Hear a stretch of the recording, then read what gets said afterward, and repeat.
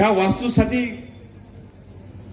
काय त्रागा केला, एवढा त्रागा केला, आम्हाला ही उद्घाटन सभा घ्यायची वेळ तिने आणली. किती लोक होते, काय लोक होते, एकाला तर मोजमाप करायला ठेवले. पक्षानं तेवढंच काम दिले आणि ते काम चांगलं करतात. त्यामुळे पक्षानं त्यांना किती लोक होते, काय लोक होते ह्याचा रिपोर्ट करायसाठी तेवढंच त्यांना ठेवलेलं नाही. काल बोलताना मी मंत्री महोदयांना विचारलं की असं जर उद्घाटन झालं की अनऑफिशियल उद्घाटन आहे, ते ऑफिशियल नाही आहे. काल जिल्हा परिषदेचा एक शिपाई इथं होता, त्याने ते उद्घाटन घेतलं. म्हणजे तिने काहीतरी प्रयत्न केला की काहीतरी होणार आहे, काहीतरी घडते ना, आपण दाबून डिटून करायचा प्रयत्न करूया. मंत्री महोदय, असं जर उद्घाटन केलं असेल तर आपली पॉवर थोडी आपण वापरायलाच पाहिजे. कारण हे पैसे जे आले त्यावेळेला पंकजाताई मुंडे मंत्री होत्या, बरोबर आहे, त्यावेळी हे 5 कोटी रुपये आले. पुण्या बिल्डिंगच्या सभागृहाला त्यांचं नाव आहे, दुसरं पण नाव आमचंच पाहिजे.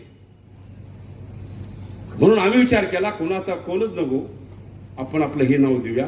त्या पद्धतीनं आज मंत्री महोदय असते त्याचं उद्घाटन केलं आणि त्या हॉलचा आपण समारंभ साजरा केला. आता हे पैसे काय माझ्या बापाचे नाही आहेत, मी म्हणत नाही, शासनाचे पैसे आहेत. पण हे बापाचे पैसे वापरून जर विकास करायचा असेल, तुम्ही पण खासदार आहे सा, राहिलं उरलं सुरलं राहिलेलं आहे ते विकून तुम्ही काम करणार आहे का खासदारच्या जिल्ह्यामध्ये? काय राहिलंय हे शोधावं लागेल पहिलं, बरोबर ना? काय राहिलंय हे शोधावं लागेल पहिलं.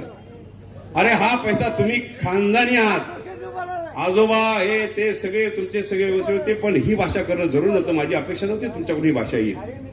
कोण करतं? घरातले पैसे घालून विकास करतो. शासन कशासाठी आणि आपण कशासाठी निवडून दिलं गेलं? शासनाला दिलेला पैसा, आपल्या टॅक्समधून गेलेला पैसा प्रत्येक येडमधून वेगळ्या पद्धतीनं आपण खाली आपल्या विकासासाठी आणण्यासाठी आमदार आहेत, जिल्हा परिषद सदस्य आहेत, पंचायत सदस्य आहेत, बाकी सगळे लोक. पण एक खासदारांनी सांगितलं की ह्याच्या बापाच्या पैशाने ती बिल्डिंग बांधली का? मी नाही बांधली बापाचा पैसा. पण इथून पुढे तुम्हाला तुमच्या बापाच्या पैशानंच तुम्हाला विकास करावा लागेल, हे ठामपणे सांगतो तुम्हाला. बोलताना संयम, आपण सुशिक्षित आहात, उच्च आहात,